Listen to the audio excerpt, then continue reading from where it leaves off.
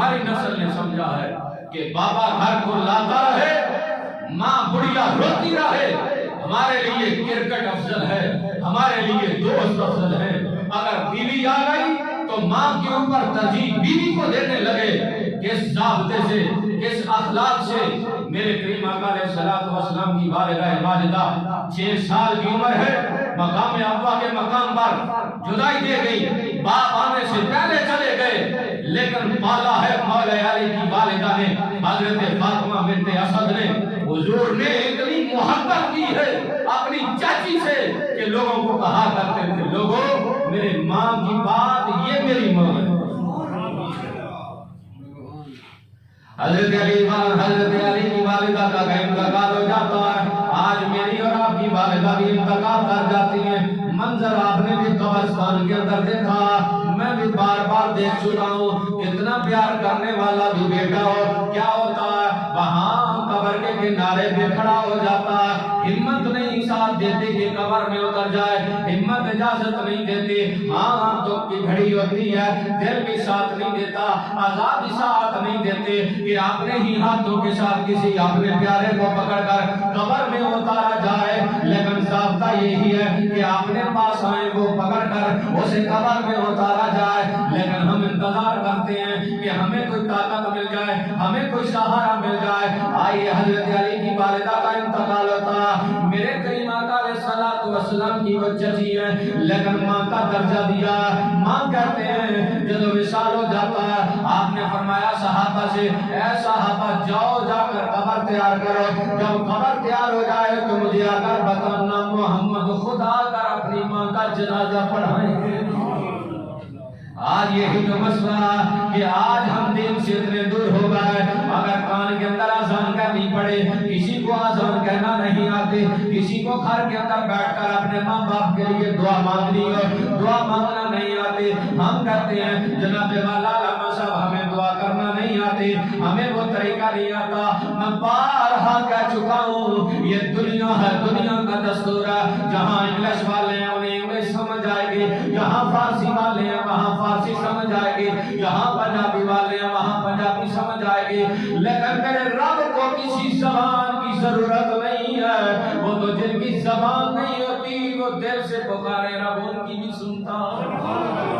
تو زبان کی رب کو کوئی ضرورت نہیں، آپ جس زبان میں مانگیں، ہاں لیکن اتنا مانگیں کوئی کفریہ جملہ نہ ہو، کوئی شرکیہ جملہ نہ ہو، کیونکہ اسے یہ پسند نہیں ہے میرے ساتھ کسی کو ساتھ جوڑا جائے یا کسی کو میرے ساتھ ملایا جائے، یہ یاد رکھنا ہے۔ دعا جس حال میں بھی مانگے وہ رب دعا قبول کرتا، لیکن میں عرض کر رہا ہوں میرے کریم آقا علیہ الصلوۃ والسلام نے جلیل القدر صحابہ سے فرمایا جاؤ جا کر قبر تیار کرو، جب قبر تیار ہو جائے مجھے آ کر بتانا، میں اپنی والدہ کا جنازہ خدا کر پڑھاؤں گا۔ جب سب کچھ تیار ہو گیا، بتایا گیا، میرے کریم آقا علیہ الصلوۃ والسلام تشریف لے گئے، اپنی چچی کا،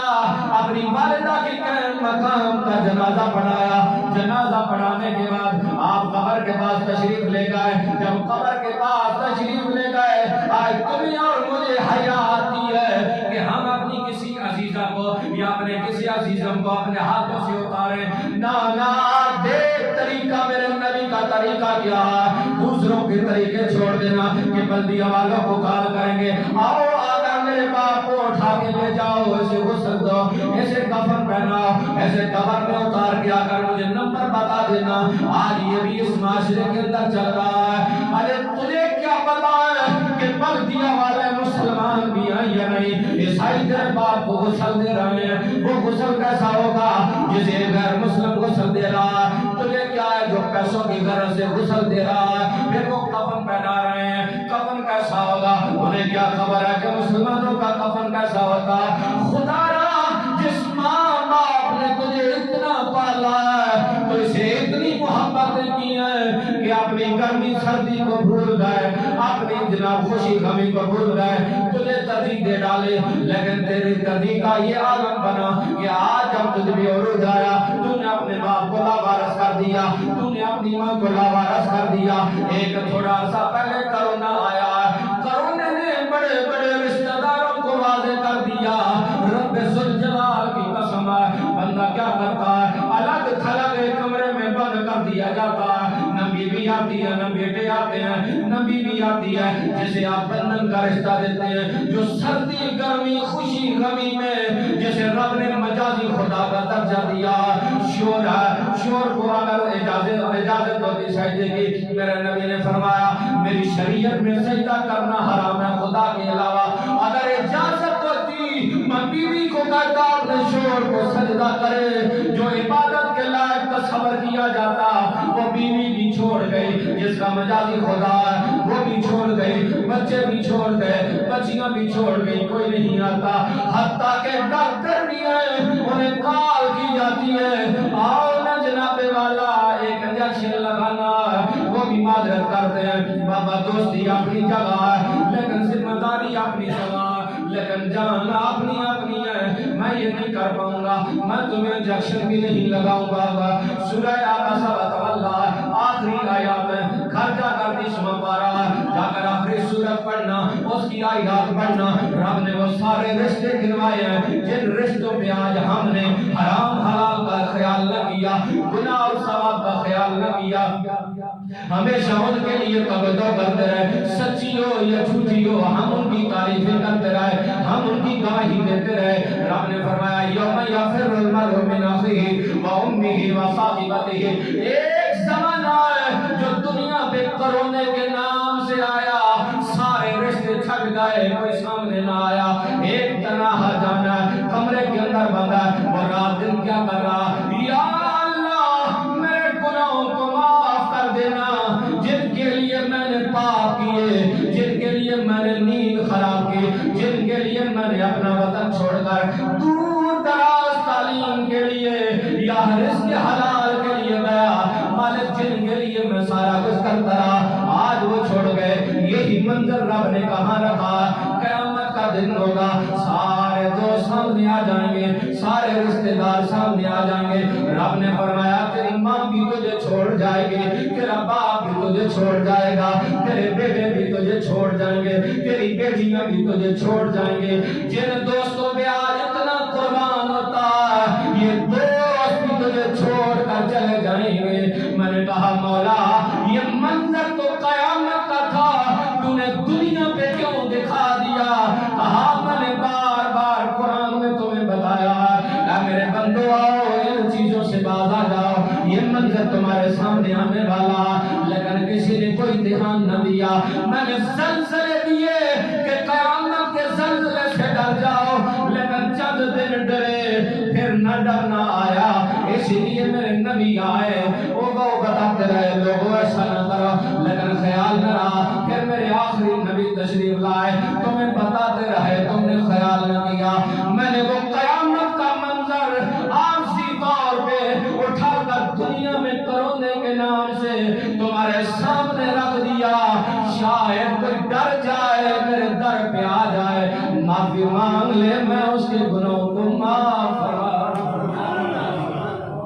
لیکن برادران اسلام کیا ہوا، میرے آقا جاتے ہیں قبر کے کنارے پہ، صرف قبر کے کنارے پہ نہیں گئے، آپ قبر کے اندر اتر گئے، رب کعبہ کی قسم میں نے جتنی حدیثیں پڑھی ہیں، جتنی دینی کتابیں پڑھی ہیں، جتنی دنیا دیکھی ہے، لیکن میں ایک ہی چیز میرے سامنے آئی جو میرے پاک نبی کی ذات ہے، اس کے علاوہ مجھے کوئی ایسا بیٹا نظر نہیں آیا۔ حضور قبر کے اندر اتر گئے، جب قبر کے اندر اترے صرف اترے نہیں قبر کے اندر لیٹ بھی گئے، قبر کے اندر لیٹ، آئے خوف ہوتا ہے، ڈر آتا ہے قبر کے کنارے پہ کھڑے ہو گئے، یار قبر میں کیسے جائیں؟ حضور قبر کے اندر لیٹ گئے، لیٹنے کے بعد تھوڑی دیر کے بعد اٹھے، اپنی چچی کو اپنی ماں کو اپنے ہاتھوں کے ساتھ قبر میں بڑا عظم ہے خدا کی قسم، اتنی بات سن کے بھی آپ نے کہا سنو میرے نبی نبیوں کے نبی شکی ماں نہیں ہے، چچی ہے جس نے پالا ہے۔ آج ہم تو ان ماؤں سے بے وفائی کر رہے ہیں جنہوں نے سردی گرمی کا دھیان نہیں رکھا۔ حضور نے اپنے ہاتھوں سے